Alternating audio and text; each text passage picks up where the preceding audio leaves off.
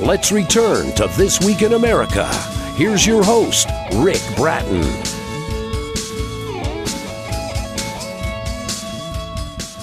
Welcome back, everybody. Coast to Coast, This Week in America. Embedded in the critically acclaimed fantasy novel about death and life, What You Should Have Learned on Earth by Martin Finkelstein, are many important life lessons for successful and satisfying living. The novel begins after the demise of Caleb Peterson. While alive, Caleb had been a staunch white supremacist. After his passing, his tortured soul undertakes an odyssey to learn what the living Caleb should have learned on Earth. His soul seeks atonement and forgiveness for Caleb's prior violent behavior. In a series of adventures, his soul grows in understanding, tolerance, and respect for others. Martin is a lifelong student of history, life, biology, and people, an innate teacher and storyteller. A retired board-certified internist and geriatrician, having practiced medicine mostly in New York City for 60 years. Dr. Finkelstein served on the faculty of NYU Medical Center for many years. His previous books, Aging, Healthcare, and You, A Doctor's Personal Prescription for Understanding and Improving Your Healthcare, is a guide for dealing with medical issues commonly encountered by the elderly and their caregivers, and the novel Adam's Creation, Eden at Falls Peak, a center for tolerance, respect, and understanding, the story of a man combating discrimination and bigotry in a constructive way. Dr. Finkelstein, his wife of many years, has 3 children and 8 grandchildren, are all currently living in New York, the metropolitan area. And Dr. Martin Finkelstein, author of What You Should Have Learned on Earth, is our guest on This Week in America. Dr. Finkelstein, welcome to the program. A pleasure to have you with us. And a pleasure to talk to you, Rick. Thank you. Such an excellent job with this book, and it impacts on so many different levels. Let's start with the inspiration. Where did the motivation come to write What I Should Have Learned on Earth? Where did this begin for you? Well, I guess like most Americans, we're disheartened by all the violence we see in the news every day, the hatred, the discrimination, the intolerance, and each of us feels, I think, that we have to do our part. And my part was saying that the current news programs tell us the story, but they don't change people's attitudes. And I felt anything that we could do to change an attitudes, another venue, another way of reaching people, maybe will help sway some people to being a little bit more forgiving, understanding, and tolerant. And that was my motivation. Well, a job well done, because this book really gets you thinking. The book is What You Should Have Learned on Earth. Martin Finkelstein, that's Finkelstein is the author for Googling. Book available, Amazon, Barnes & Noble, all the usual places. We'll run through that as we go through the conversation. All this, of course, on our website. Was there an intended audience you have in mind? I'm thinking everybody, but maybe you had it a little more targeted than that.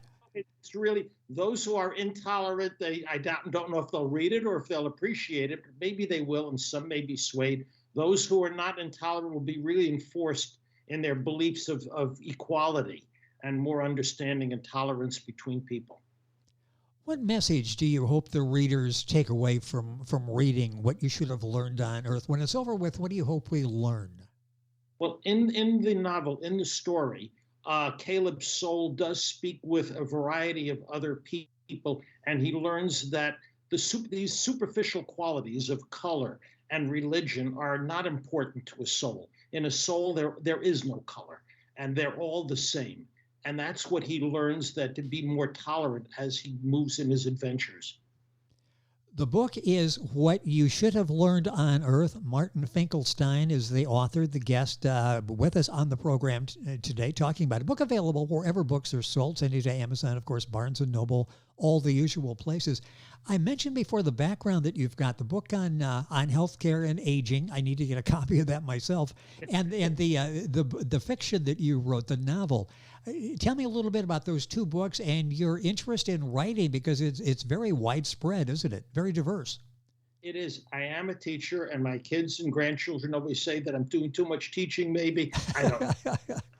In the story, in the way of the story, lessons are given.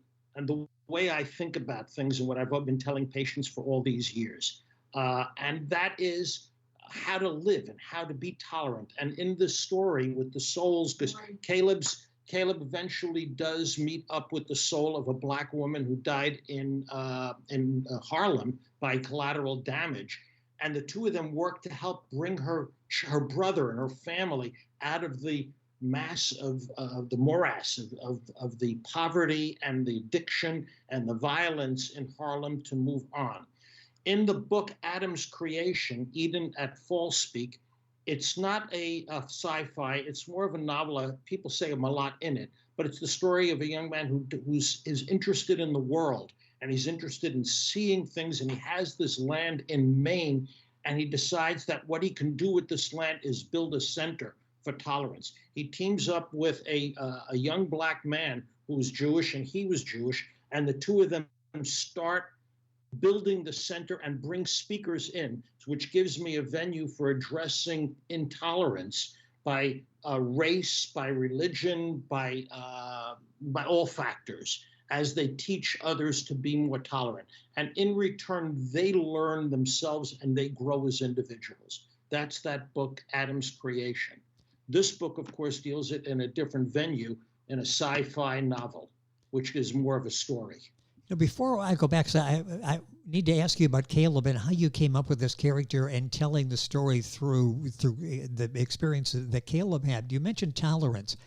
I thought probably naively, not that many years ago, that maybe we're making some significant progress. I look around me now, and I'm not sure we've even held the progress we made over the last decade or so. You see it in New York City. You see it in your business practice in medicine. Have we made any progress? I don't know. I watch the news as everyone does, and we see that there's still increases in violence. Right now, they're talking about the. Are you still there? Yes. Oh, because I lost your picture. Right now, the Homeland Security, the Department of Homeland Security, is talking about increasing violence against minorities. And so I don't, it's still very disturbing. Well, I don't think we're making much progress. It is, and we can do a whole program, a long program on that topic. But we're focused today on Martin Finkelstein and his book, What You Should Have Learned on Earth. This is the latest book, and it's interesting because you tell this story through Caleb. If you were just to write a book about tolerance and where your life is going and regrets later in life, it wouldn't resonate like this does, because this is a person that we can understand, Caleb. Talk about the format you chose to get this message across in What You Should Have Learned on Earth. Okay, I'm not sure how other authors write, but as I started writing it, I just felt that begin with a white supremacist who believes that he and everyone around him are the model, and they don't want others to come or replace them or do that. So I started with that premise, and then it just developed. It turns out, of course, I don't want to be a spoiler alert, but it turns out he is sort of in a purgatory. He doesn't really know where he is, but as he goes through his adventures, he learns more and more about what is important in life or, in purgatory, so that, for example, animals don't die when you shoot them. They just fall down. It's target practice. And he has an argument with others. Well, I enjoy the kill.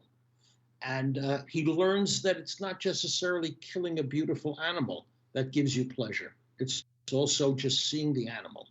There are a lot of little stories and vignettes that I put in the book. And that makes it so effective. And as you're reading, your mind goes to, okay, what is Caleb going through? Where am I in my life? Are there any circumstances? Where would I be in that situation if I went back and tried to relive some of these moments? What attributes do you have that allow you to write a novel like this? I talked about the medical practice, living in New York City, being a teacher. I assume all of those come into play as you're writing a book about, for example, this one, What You Should Have Learned on Earth. Well, one of the advantages of aging, because I'm also a geriatrician, is that you've experienced a lot. You've met a lot of people, you've talked to a lot of people, and doctors, of course, are very personal with patients. You learn their story, you learn who they are. And so you get a lot of just basic human understanding. And in New York and in where I've been in Texas, I've been in California, but you see a lot of different people. and you learn what's motivating them, and you try to advise them, you try to help them with their disease and with their life. It's interesting. How important is that to be a good doctor, to be a good listener? And I read all the time that from a patient standpoint, make sure the doctor is listening. He's probably on a tight schedule, but make sure he listens. How important is that? What kind of skill is that for a doctor to be able to listen to what the patient says? Well, it's funny because I'm writing another book about the change in medicine. But when I started medicine 60 years ago, and my father was a physician, the motto was the secret for caring for patients is to begin by caring for patients. And that in order to treat a patient, you're treating a person, you're treating a family, you're not treating a disease, you're not treating a complaint. And that's what's happened. The doctor-patient relationship has been eroded in modern times because of corporatizing and regulating medical care into an industry. Is there too much time in medicine being a businessman where you're on the clock, you've got this, there are forms to fill out for insurance, for government, all of this? Too much business? Absolutely. That's what I talk about. When medical students, and I interviewed medical students who wanted to go to medical school, they came in with thoughts of, I want to help people, I want to take care of people, I want to do things. No one ever says, I want to fill out forms, I want to have to sign documents, I want to make sure that I attest to all that I've done on paper, all the computer work. That's not why people went into medicine. With us on the program is Martin Finkelstein, Finkelstein. This book is What You Should Have Learned on Earth. What are some of the social issues? You touched on those, but let's go back and talk about these again. The social issues that you address in this book. The issues, he learns what it is to be tolerant. And that's the first half of the book. Later in the book, he meets up with this, I said, the soul of a young black woman. And the two of them try to influence behaviors of people on Earth, living people.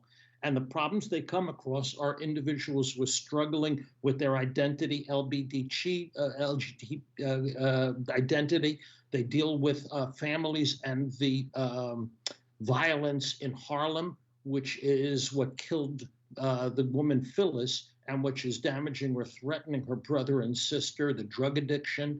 And they deal with these in a constructive way. They deal with violence, other people who are rioting, racism, and they try to influence, what are you doing? You're damaging your soul, and your soul is going to be around for eternity.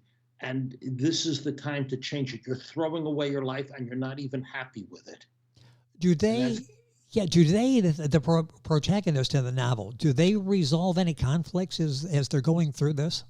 Yes, and they realize also their limitations, and but they seek help from other souls to help them instruct and teach people who are on Earth. Is there a happy ending? I don't want you to give away too much here, but we're going to end with a smile. It's a satisfying ending, and it's a happy ending, and I always end with a happy ending. I'm always an optimist. I'm always, more on that side of look at life as a glass full of, not a glass empty. I mentioned you, as you're reading it, your retrospective, you were thinking what you would do on trying to understand the world that Caleb came from. What do you hope the reader will learn from reading this book? Learn that they're not happy in that life. One of the reasons for the violence, one of the reasons for the racism, one of the reasons for the bigotry is they're trying to blame others for their mistakes instead of trying to deal with what's bothering them and growing from it. They're sort of pushing it onto this other group that they then can challenge or put down. It's not a binary system where if they go up, I go down. It's a system which I even mention in the book. We can all be going up on the same elevator. We don't have to push someone down. How long did it take you to write this? Well, I write fairly quickly. My wife complains about it. I go sit at the computer now that I'm retired, and I can work on my thoughts. And I also instruct my grandchildren, and they sit around and they wait for me to talk about something. Probably took me, several months, to finish it. Well, that's good. Being retired, you can have the thoughts and you don't have to like stop them to go in and see patients or teach people or whatever. You can continue that thought. Did you have any idea when you started where this was going to go? I guess I'm asking, was there an outline? Were these the topics you wanted to talk about, or was it pretty much you just sat and it came? That's the way I sort of write. As it writes, I don't know if this is what other authors experience, but it sort of develops itself and it tells you what next to put into it and what next to write. And as you're writing it, it sort of flows. Then you may think of other things you want to insert. So you go back and you say, gee, I should have said this here or put this in here. And that's when I insert it. What are you working on now? You mentioned the new book on aging, where we are with the healthcare system. What are you working on? It's reflections on the changing face of medicine, but it's also on an ongoing struggle to tame and regulate physicians. Looking at the physician side, looking at it from the patient side, and complaining about what's happening with insurance, with healthcare. Much of it is I'm dismayed because it's not the way it was when I was in practice. And when I retired, patients said, we're not going to find another doctor like you. And I said, I'm the old school. I'm a dinosaur. I'm the doctor that Dr. Kildare and Welby and oh, yes, used to be. And those doctors you're not going to find so easily anymore. I have 3 children who are all physicians, 2 of whom are married to physicians. So there are a lot of doctors in the family, aside from a brother, a father, uncles, aunts, cousins. We're a very medically oriented family. What's it like when you talk to members of the family that are still active and you're recently retired, but the stories that they tell, what they're going through now are, again, I keep looking, have we turned the corner? Are we aware of some of the problems that we have? Where are we now? Are we getting back to maybe some of what made you the successful doctor that you were? Well, it's 2 things. One is, although I'm retired, I still get calls from patients and friends to advise them. They say they go to speak to their doctor, but their doctor never explains anything. Even when I was in practice, patients used to ask me, can you tell me what this other doctor told me? I couldn't understand them. I don't know what to do. And so I have to tell them what's going on and be honest with them. So time was not a matter to me. I'm not interested in making money from practice or from writing. It's the satisfaction that you get.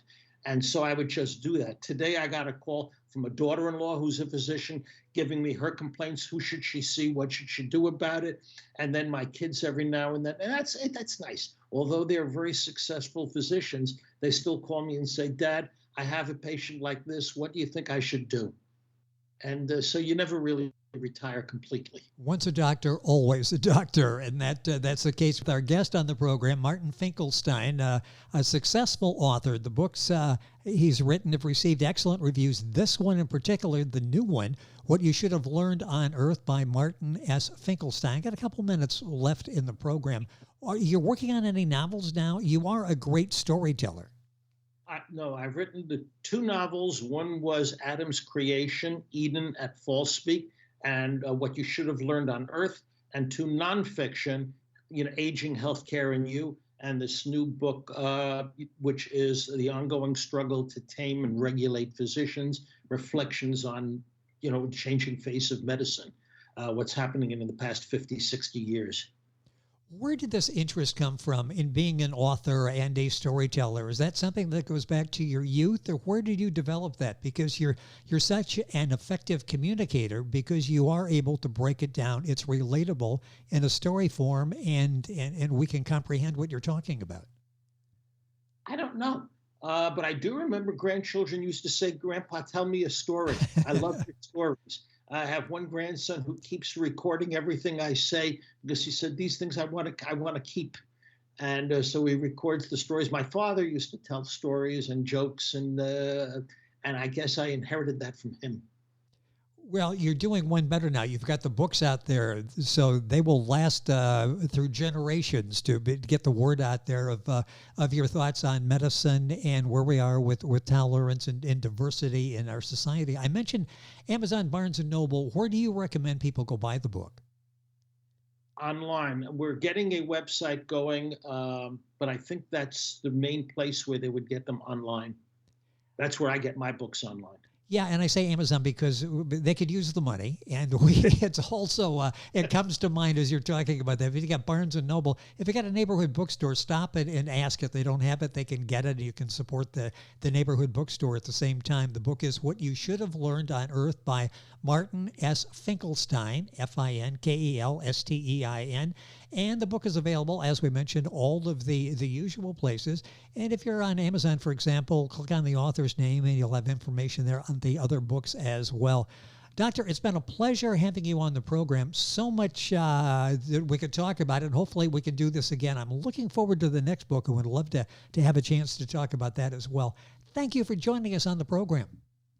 And it was a pleasure talking to you, Rick. Really. Good luck and good health. Thank you, and hopefully we can do this again. Martin Finkelstein, our guest. The book is What You Should Have Learned on Earth. The book available wherever books are sold, and of course information on our website, thisweekinamerica.us. We're back on today's program right after these messages. This Week in America is online. You can visit our website, thisweekinamerica.us. Scott Pinkerton, Associate Producer of This Week in America. Jay Anderson, Segment Producer. Ben Watson, Webmaster. Otto Bechet, Director of Engineering and TV Production. This Week in America produced and is a trademark of Blue Funk Broadcasting, LLC. For information on all of our guests and to listen to this week's show, our website again at thisweekinamerica.us. And I'm Sean Bratton, Executive Producer of This Week in America.